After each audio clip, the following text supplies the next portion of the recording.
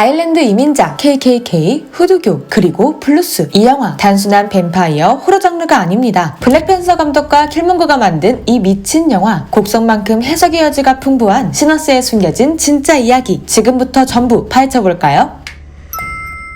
영화의 배경은 1932년 We've been gone a long time. We back now. 시카고 갱단 생활을 청산한 쌍둥이 형제 스모크와 스택, 고향 미시시피로 돌아온 이들은 술집 주크 조인트를 열기로 합니다. 타고난 블루스 천재 세미의 공연으로 파티의 분위기가 무르익는 가운데 불청객이 방문하며 이들의 밤이 핏빛으로 물들기 시작하죠. 이제껏 본 적 없는 새로운 악을 마주한 인물들, 그들이 처한 다양한 상황 위로 여러 레이어가 쌓이며 해석하는 재미가 남달라 할리우드판 곡성, 파묘라는 별명이 붙기도 했는데요. 하지만 시너스가 주목받은 이유, 단순히 스토리나 분위기가 남달라서 만은 아닙니다. 최근 10년 흥행 탑10에 오른 대부분의 작품들이 소설, 게임, 기존 시리즈를 기반에 둔 IP 영화였습니다. 실패 확률은 낮고 팬층은 탄탄하니 스튜디오 입장에선 환영할 수밖에 없는 작품들인데 관객은 몇 년째 사골 같은 리부트, 끝없이 이어지는 후속편에 서서히 질려가는 게 사실이죠. 이런 상황에 자신이 직접 각본을 쓰고 연출한 오리지널 필름으로 도전장을 내민 인물, 라이언 쿠글러 감독입니다. 데뷔작으로 평단의 호평을 휩쓴 그는 크리드, 블랙팬서의 성공으로 블록버스터 시장을 휘어잡았는데요. 거대 IP에 기대지 않은 그의 신작 시너스에 대한 기대가 그리 좋은 편은 아니었는데 개봉 첫 주부터 기대 이상의 흥행 수익을 거둬들였으니 로텐토마토 신선도 98%, 팝콘 지수 97%, 시네마스코어는 A등급으로 R등급 영화 역대 최고 평점을 찍으며 화제를 모았죠. 장르 영화로만 봐도 충분히 재미있지만 알고 보면 블루스로 정체성을, 뱀파이어로 역사를 말하는 이 영화, 먼저 영화 속 배경부터 알아볼까요? 백인 남성에게 제재소를 인수받는 장면, 오프닝 파티 멤버들을 모으는 과정에서 관객은 자연스럽게 당시 미국 남부 사회의 민낯을 마주하게 됩니다. 이 배경이 중요한 이유, 1930년대 미국 남부엔 노예제의 그림자가 짙게 남아있었기 때문이죠. 흑인 노동력에 의존한 농업경제가 중심인 지역이었기에 당시엔 그들을 인간이 아닌 자산으로 취급했던 인식이 깊었는데요. 남북전쟁 이후 법적으로는 노예제가 폐지됐지만 백인들은 오히려 더 노골적인 억압을 시작했습니다. 공공시설에서 흑인과 백인을 법으로 분리하는 짐크로우법이 제정됐고 흑인을 폭행하고 탄압하는 KKK가 등장했죠. 시너스 역시 이 현실을 그대로 반영합니다. 흑인 죄수들이 쇠사슬에 묶여 일해야 했던 체인갱 노동, 또 다른 노동력으로 끌려온 중국계 이민자들의 현실도 담겨있죠. 낮은 임금과 고된 환경으로 인해 중국인들의 농장 노동은 오래가지 못했고 당시 대부분의 중국인들은 식료품점을 운영하며 생계를 유지했는데요. 여기서 사소한 디테일도 놓치지 않은 시너스, 백인 가게에서 일하는 그레이스는 백인 억양을, 흑인 전용 가게를 운영하는 본은 흑인 억양을 사용합니다. 말투 하나에도 그 시대에 만연했던 차별을 확인할 수 있죠. 다음은 영화의 주인공 블루스입니다. 시너스는 치유와 악이 공존하는 음악의 힘을 언급하며 막을 열죠. There are legends of people with the gift of making music so true and conjure spirits from the past and the future. But it also can pierce the veil between life and death.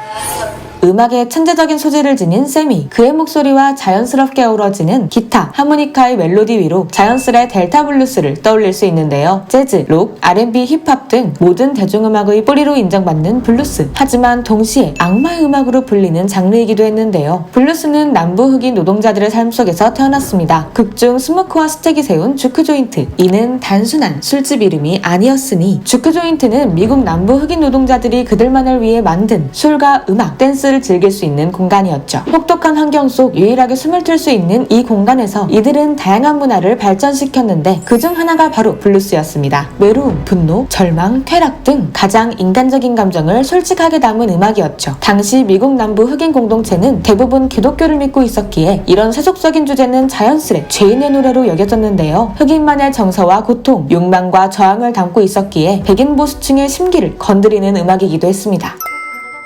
블루스 천재로 묘사되는 세미 위로 겹쳐지는 인물이 있었으니 델타 블루스의 전설인 로버트 존슨이죠. 자정의 교차로에서 악마를 만나 영혼과 재능을 맞바꿨다는 전설로 유명한 뮤지션인데 그 전설의 배경이 바로 영화의 무대인 미시시피 클락스데일이라는 점도 흥미롭습니다.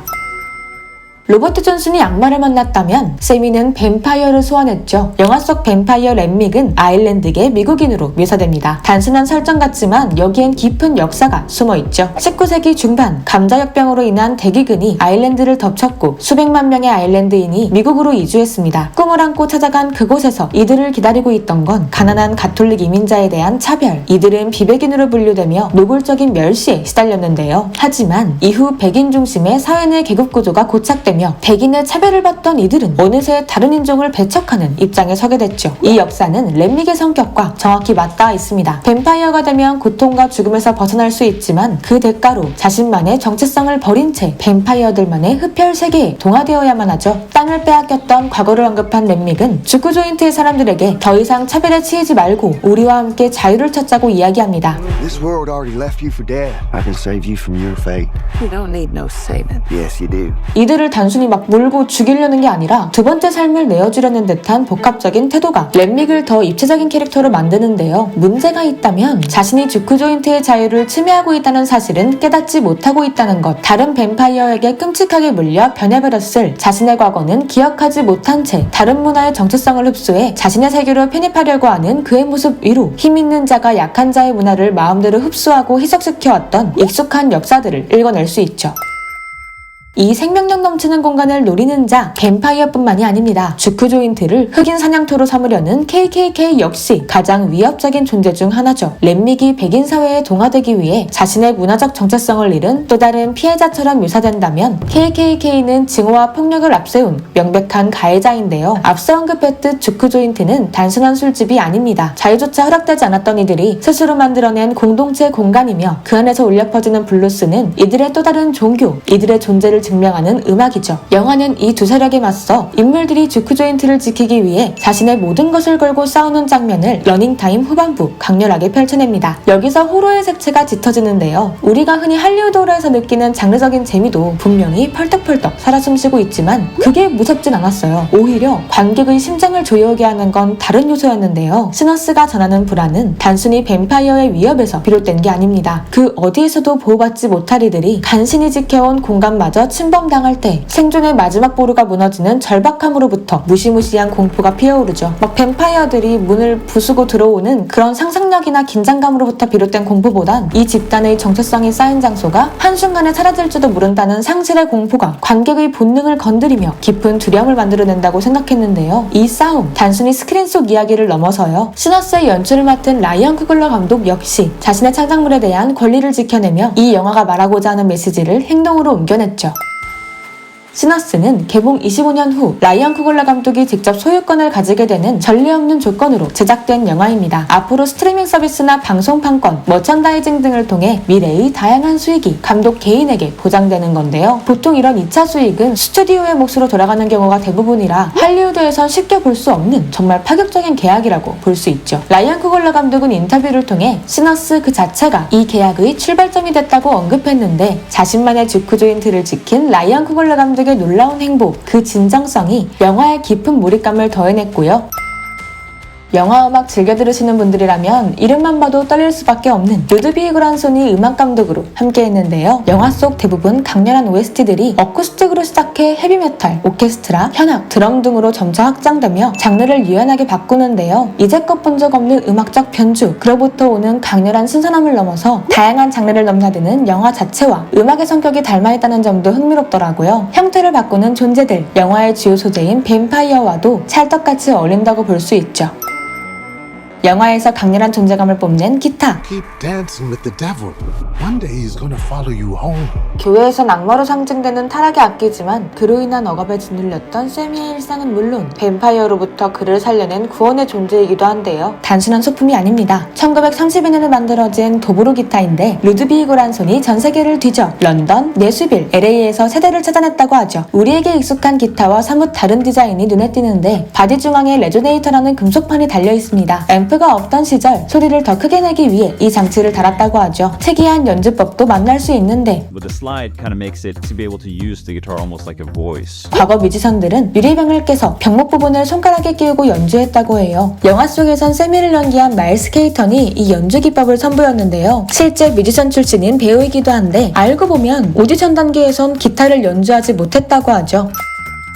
한국 오컬트 영화도 민속신앙 요소를 녹여낼 때 언어로 표현할 순 없는 그런 불안한 에너지가 들끓어서 더 재밌잖아요. 이번 영화 역시 아프리카계 정령숭배, 주술 등의 요소를 녹여냈습니다. 시너스는 뱀파이어에 좀비의 특성을 더합니다. 장르적 혼합에서 오는 재미도 있지만 노예제도의 은유를 담은 서아프리카 전통신앙을 녹인 설정이라고 볼 수도 있을 것 같더라고요. 원래의 좀비는 죽었지만 부드 마법에 의해 되살아난 존재를 의미했어요. 이때의 좀비는 의지를 잃은 채 마법사의 명령에 복종하는 일종의 살아있는 노예를 상징하는 존재였는데요. 이 개념이 미국 작가들에게 이국적이고 무서운 존재로 인식돼 할리우드에 오락성 짙은 좀비물이 탄생하게 됐죠.